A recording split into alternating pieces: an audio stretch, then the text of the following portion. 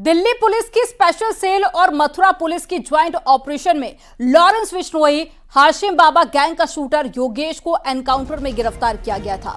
Shooter Yogesh ने कैमरे के सामने कई बड़े खुलासे किए। योगेश ने कैमरे पर कैसे टारगेट की तलाश की जाती है, कैसे जेल से बातचीत हो जाती है, सारा खुलासा किया है।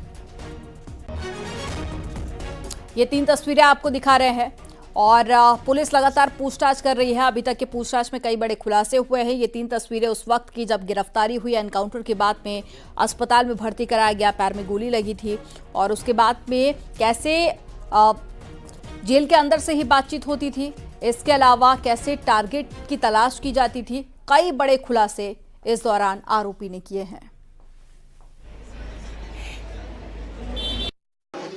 और यहाँ ले आई पुलिस और जिसमें मेरे टांग में गोली लगी है। कहते हैं कि अपराध की दुनिया में कदम रखने के लिए एक महारत हासिल होती है। महारत उसके पीछे कुछ और वजह ये थी कि मैं एक गरीब हूँ और मुझे नाजायज़ सताया गया, मेरे ऊपर मुकदमे लगाए गए और इस तरीके से मैं वहाँ तक पहुँच गया। तो संपर्क लॉरेंस के साथ कैसे हुआ और मैं हाशिम बाबा गैंग में हूँ। वो गैंग भी लॉरेंस बिश्नोई चलाते हैं। तो सलमान को किस प्रकार से लगातार धमकी मिलती है उनको ज़्यादा भी बाबा सिद्दीकी वाला वो तो कुछ लोग बीच में आ रहे हैं तो फिर कुछ ना कुछ तो होगा ही। वो कोई बाबा सिद्दीकी कोई सही आदमी थोड़ी नहीं था, उसके ऊपर मकोका का केस लगा हुआ है। अब आम आदमी पे तो मकोका का केस लगेगा नहीं। और बताते हैं वो उसके दफ से भी कनेक्शन थे। तो ऐसे लोगों को चिन्हित कर रखा है, क्या पहले रैकी की जाती है? इस बारे में तो सर मैं हकीकत बात बताऊं तो सारी जानकारी होती है और मिल जाती है। जैसे कि किसी की भी जानकारी निकालना हो। जैसे कि कैसे निकलते हैं? अरे क्या कहते हैं, ये फ़ोन चल रहा है, नेट है, गूगल है, सारी चीज़ें मिल जाती हैं। मतलब जिसको निशाना बनाते हो पहले उसके बारे में डिटेल पूरी निकालनी पड़ती है जी।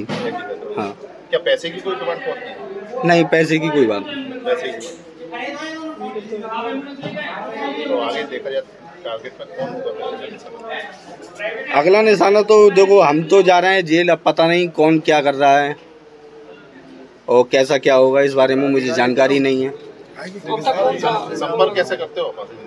संपर्क कुछ जो दोस्त थे दिल्ली के मेरे, उनके जरिए बात हुई थी। मेरा तो कोई संपर्क था ही नहीं। तो जिस प्रकार से देखा जाए जेल में बंद हो जाता है फिर, लेकिन आपस में संपर्क कैसे कर लेते हो?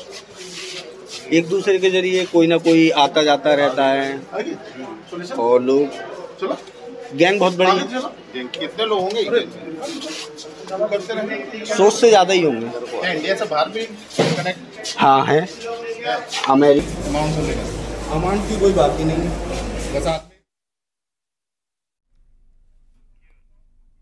अमेठी से खबर है जहां पर गौरीगंज में ठेले पर रखे एलपीजी सिलेंडर में अचानक से आग लग गई और आग लगते ही बाजार में अफरा तफरी मच गई।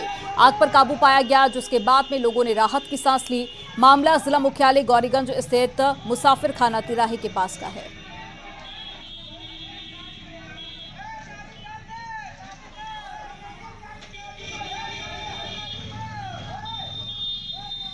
तस्वीरें आपको दिखा रहे हैं।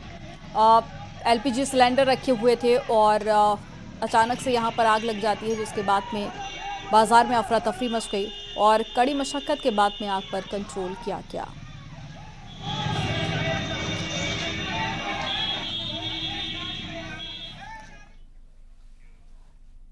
मथुरा से खबर है जहां पर तेज रफ्तार सिटी बस ने टेम्पो को टक्कर मार दी और इस हादसे में 2 लोगों की मौत हो गई, जबकि एक युवक की हालत गंभीर है। सूचना पर पहुंची पुलिस ने घायलों को अस्पताल पहुंचाया। यह हादसा थाना जैत क्षेत्र का है।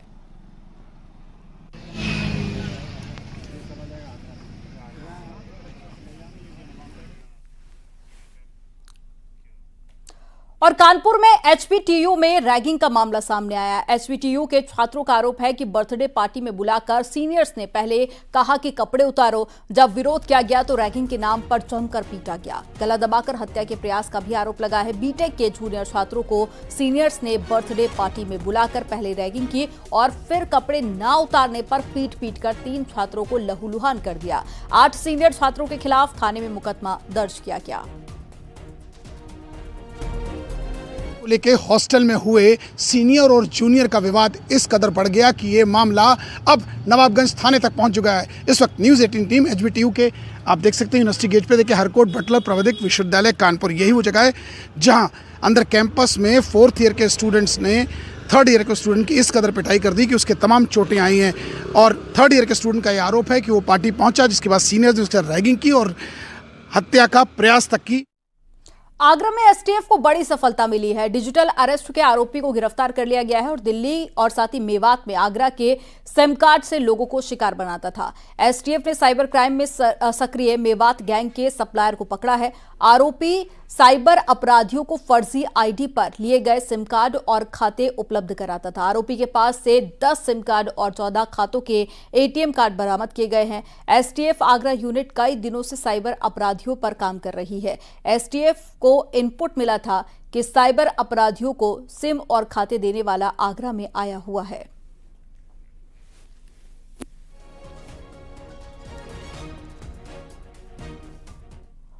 और महोबा से बड़ी खबर मिल रही है, जहां पर कार सवार व्यापारी से 2.5 लाख रुपए की लूट की गई है। 50,000 की नकदी समेत 2 लाख रुपए के आभूषण भी लूट लिए हैं। व्यापारी के विरोध करने पर मारपीट और साथ ही जानलेवा हमला भी किया गया। पीड़ित व्यापारी की शिकायत पर पुलिस मामले की जांच पड़ताल कर रही है। पनवाड़ी थाना में यह पूरा घटनाक्रम हुआ है। तो एक बड़ी खबर आपको बता रहे हैं, जहां एक व्यापारी के साथ में लूट की गई। 50,000 रुपए नकदी और साथ ही 2 लाख रुपए के जेवर लूट लिए गए। व्यापारी ने जब इसका विरोध किया तो मारपीट भी की गई और जान लेने की कोशिश भी की गई। और मथुरा से खबर है, जहां पर कृष्णानगर क्षेत्र में उस समय सनसनी फैल गई जब एक घर में 10 फीट लंबा अजगर निकल आया। अजगर होने की सूचना पर पहुंची वन विभाग की टीम और वन विभाग की टीम ने रेस्क्यू किया और बोरे में बंद करके जमुना तट पर सुरक्षित स्थान पर छोड़ दिया। यह मामला थाना कोतवाली का है।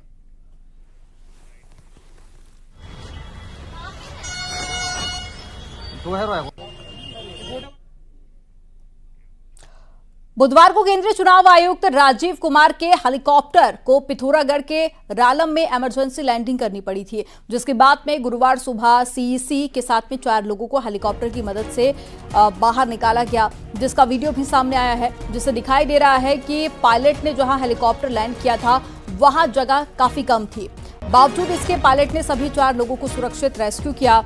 रालम 12,000 फीट की ऊंचाई पर है, जहां सीईसी की टीम को 16 घंटे रुकना पड़ा, वो भी बिना किसी संसाधन के। लेकिन इस दौरान बेंगलोर के एक ट्रैकर सीईसी के लिए देवदूत बनकर पहुंचे और ट्रैकर 2 स्थानीय लोगों के साथ में रालम ग्लेशियर जा पहुंच रहे थे। लेकिन जब उन्होंने सीईसी की टीम को देखा तो उनके लिए आग जलाई और नूडल्स पकाकर भी खिलाई। आग के कारण सीईसी की टीम कड़कड़ाती ठंड में खुद को बचा पाई और इन दिनों रालम गांव माइग्रेशन के कारण पूरी तरह से खाली पड़ा हुआ है। तो तस्वीरें भी आपको दिखा रहे हैं।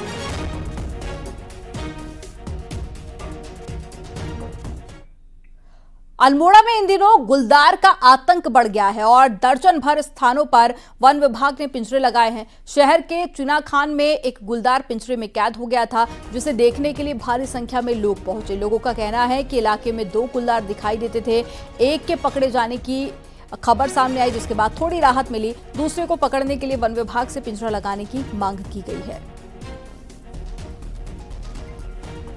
एडम्स का जो गेट है उससे नीचे ये मैनेजर का आवास है, उसके नीचे लगाया। यहाँ अक्सर 2 बाघ मिशन कंपाउंड में अक्सर 2 बाघ आते रहते हैं। आज ये एक बाघ पिंजरे में आ गया है और फिर पिंजरा लगाया जाएगा और दूसरे बाघ को भी पकड़ा जाएगा। ब्रेक के बाद एक बार फिर से आपका स्वागत है और अब खबर कानपुर से है, जहां पर एक पान मसाला कंपनी में जीएसटी की टीम ने छापेमारी की है। टैक्स चोरी की शिकायत पर जीएसटी की टीम ने छापेमारी की है और कंपनी के दस्तावेजों को खंगालने में टीम जुटी हुई है।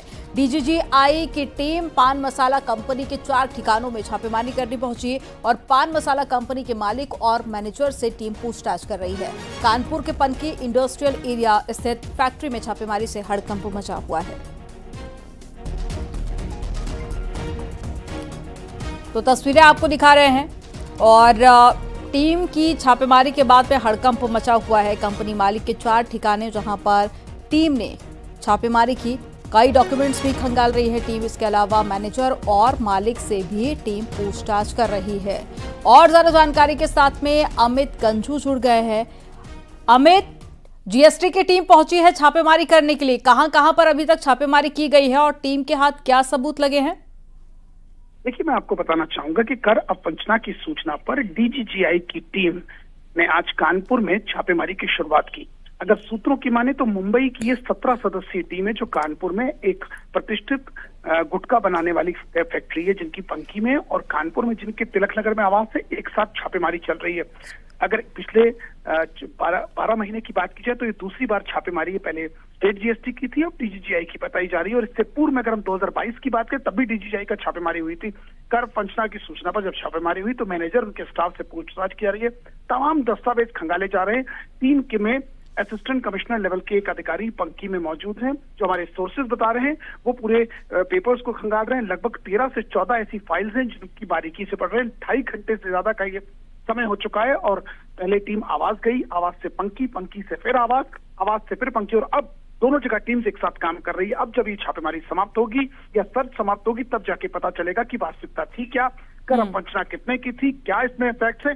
मगर कानपुर के प्रतिष्ठित प्रतिष्ठान की यहाँ ये छापेमारी 1.5 साल के अंदर तीसरी बार हो रही है। जी, जानकारी देने के लिए बहुत शुक्रिया अमित आपका।